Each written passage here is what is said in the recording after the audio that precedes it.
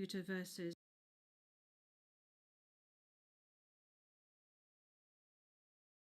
Mr. Rodrigo Roa Duterte. Case number ICC.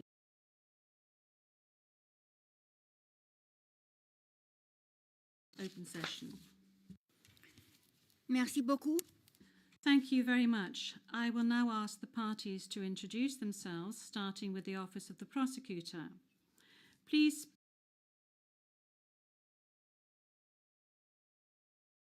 appropriately. May I ask you to introduce yourself and to confirm whether the list of your staff that I received prior to the hearing is correct, Mr. Prosecutor? President, Your Honours, good morning. The list is correct. Once again, Deputy Prosecutor Jeremy, behind us, trial lawyer Robin Croft, International Cooperation Advisor Chantel Daniels, and our very able case manager Grace Go. I'm Karim Khan, the prosecutor. Merci beaucoup. Thank you very much. I now turn to the counsel for the defence of Mr. Duterte. As everyone can see, Mr. Duterte is present and is attending the hearing via video link.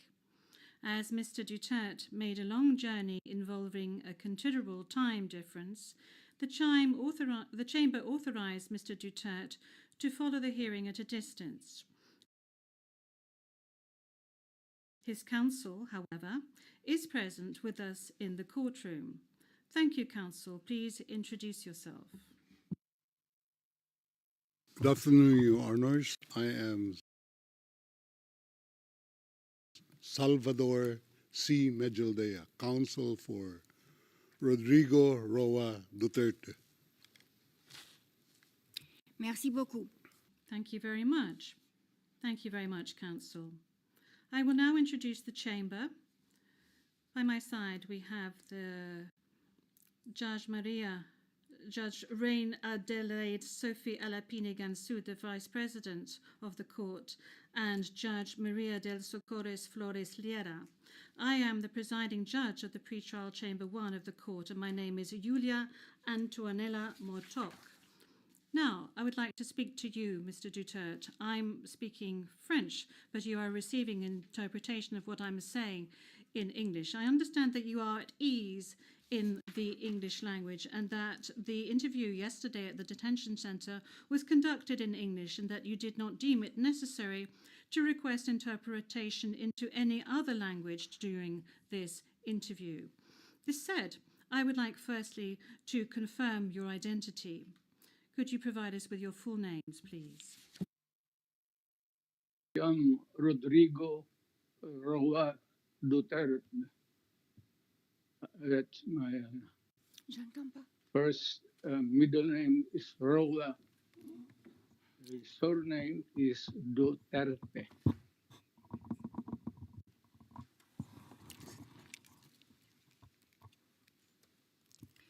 Merci beaucoup. Thank you very much. What is your date of birth?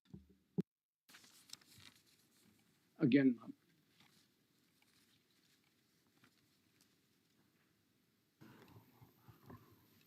Can we request that the question be repeated? I don't think he heard it. Thank you. Repetition from the English booth. What is your date of birth? Yes, thank you very much, counsel. I was asking quite simply of Mr. Duterte what his full names were, and then I subsequently asked him what his date of birth was and what his place of birth is. Is that all right, counsel? Yep. Of course, I give. My birth month and year day is March 28, 1945. I was born in the province of Leyte in the Philippines.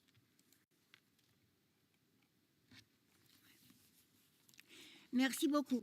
Thank you very much. As a preliminary point, very well, thank you, Mr. Duterte. As a preliminary point, it is useful to clarify the nature and limited scope of this first appearance hearing. Today's hearing is neither the start of the trial, nor is it a confirmation of charges hearing. During today's hearing, no evidence will be collected or presented, and the issues of Mr. Duterte's guilt or innocence will therefore not be addressed.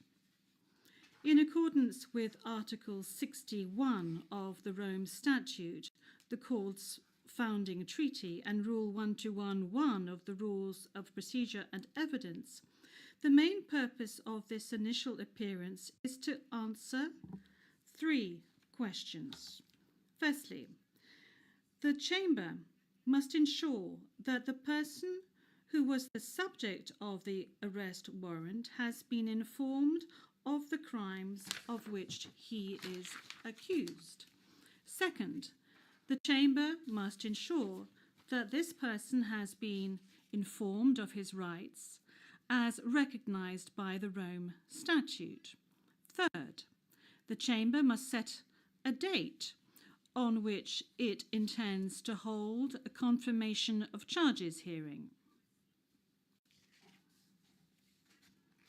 The Chamber notes that your counsel, Mr. Duterte, filed 2 motions, one in relation with today's hearing, and you may be aware that these 2 motions have not been accepted by the Chamber because of the nature of today's hearing. No further discussion on the matter is necessary during this hearing because, as I said at an earlier stage, the aim of this hearing today is to introduce the parties and to ascertain the charges and to set a date for the confirmation of charges hearing at a later stage. With regard to the first point, I recall that Mr. Duterte has received a copy of the warrant for his arrest and that a redacted version of the prosecutor's application for the issuance of the warrant of arrest is public. I will now ask the court officer to read the charges against him. The charges will be read in English. Please, over to you, Madam Courtroom Officer. Thank you, Madam President. Your honours. On 7 March 2025, Pre-Trial Chamber 1 concluded that there were reasonable grounds to believe that Mr. Duterte is criminally responsible pursuant to Article 25(3)(a) of the Rome Statute as an alleged indirect co-perpetrator for the crime against humanity of murder pursuant to Article 7(1)(a) of the statute as follows. A. Murder of at least 19 persons, allegedly drug pushers or thieves, killed by members of the Davao Death Squad in various locations in or around Davao City, Philippines between 2011 and 2016. B. Murder of at least 24 persons, allegedly criminals, such as drug pushers or thieves or drug users, killed by or under the supervision of members of the Philippines law enforcement, sometimes with the assistance of persons who were not part of the police, at various locations in the Philippines between 2016 and 2019. Merci beaucoup, Madame la... Thank you, Madam Courtroom Officer. Mr. Duterte, I'm not going to ask you to stand up because I know your condition, so I'm going to allow you to remain seated. You have just heard the reading of the charges, which are in accordance with the content of the arrest warrant you received. This means that you have been informed of the crimes of which you are accused. And this concludes the examination of the first point mentioned above. I will now turn to the second point, which concerns your rights as a suspect before this court. I will summarize some of these rights, which are of particular importance at this stage of the proceedings. Those rights are as follows. You can benefit from the assistance free of charge of a competent interpreter and benefit from the necessary translations to meet the requirements of fairness. You have the right to have the time and facilities necessary to prepare your defense and to communicate freely and confidentially with the counsel of your choice. You have the right to remain silent, and you cannot be forced to testify against yourself or to confess guilt. You can also make statements in your defense without taking an oath. In addition to any other disclosure provided for in the statute, the prosecutor must disclose to you, as soon as practicable, evidence in his possession or at his disposal that shows or tends to show your innocence or to mitigate your guilt, or that could undermine the credibility of the evidence against you. At the confirmation of charges hearing, you can contest the charges, challenge the evidence presented by the prosecutor, and present evidence. There will be no trial if the charges are not confirmed or if the proceedings against you are completed. You have the possibility to make an application for interim release pending trial. And finally, Mr. Duterte, you have the right to be informed as soon as possible and in detail of the nature, cause, and content of the charges in the language that you fully understand and speak. Counsel, have you understood? Yes, we're listening, ma'am. We're listening, and before it ends, may we be allowed to present a manifestation on the circumstances behind the delivery of Mr. Duterte in this chamber.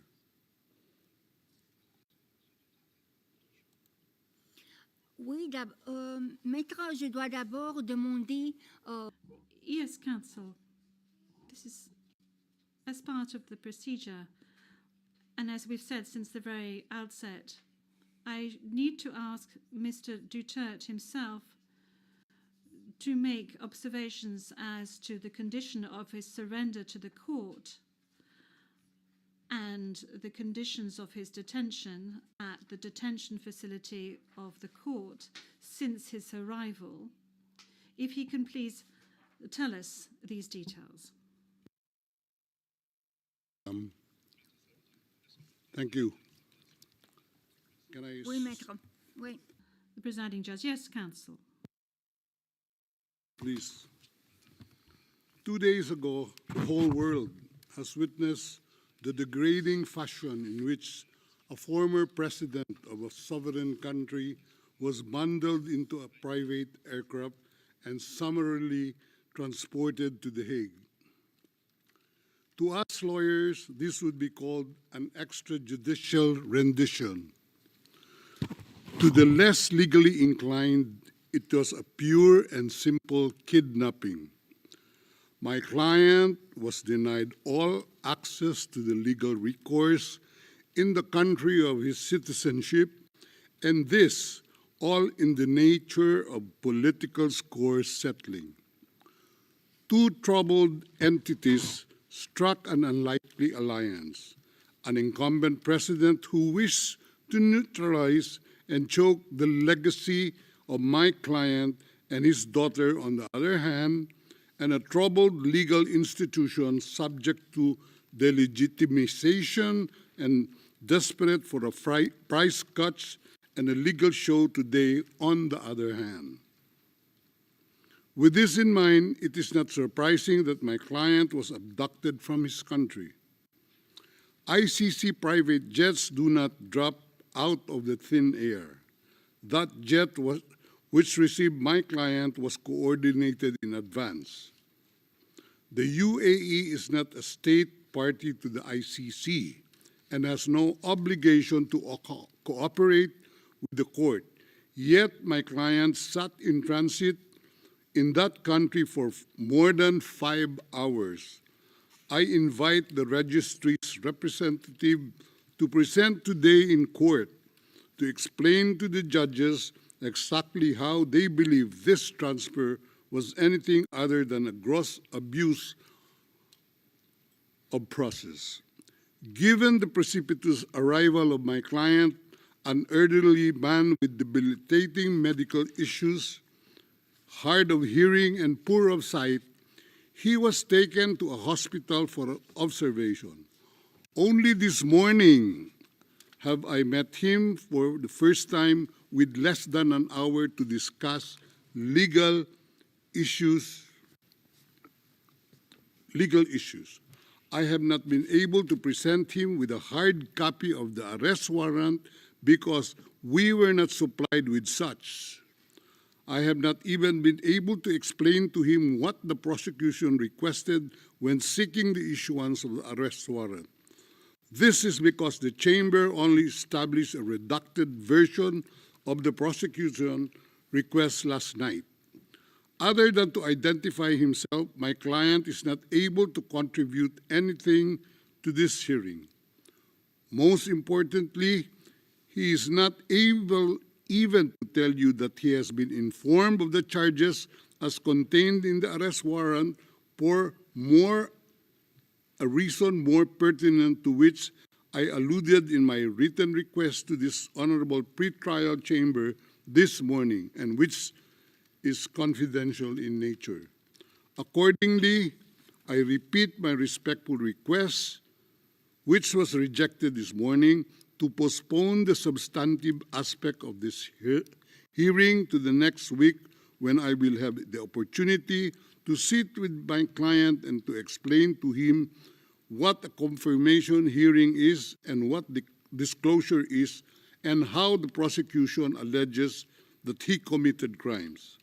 I thank the court for its attention and regret to say that I do not have instructions to continue my submission any further today. Thank you.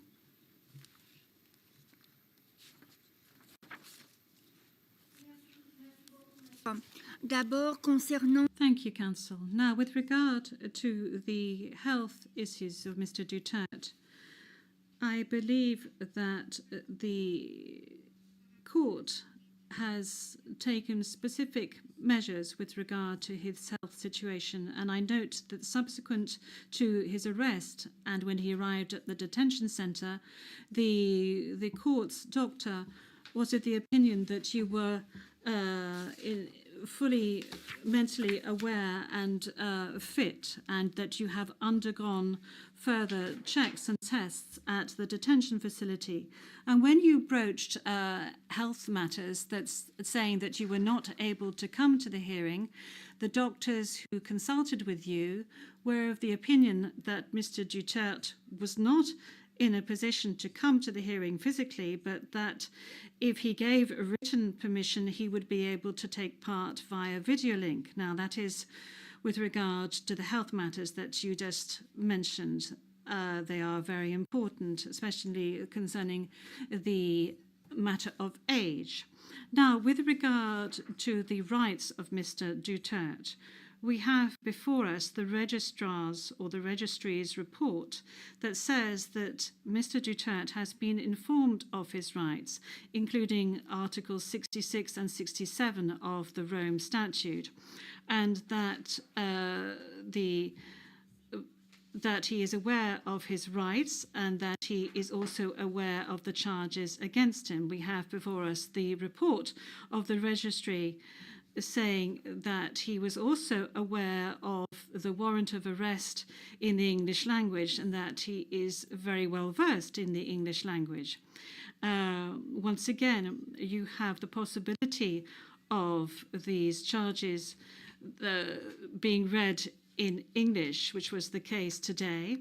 I have read to you in the French language the rights that he has, Mr. Duterte, before this court, and I'd like to specify once again that this is an initial hearing in order for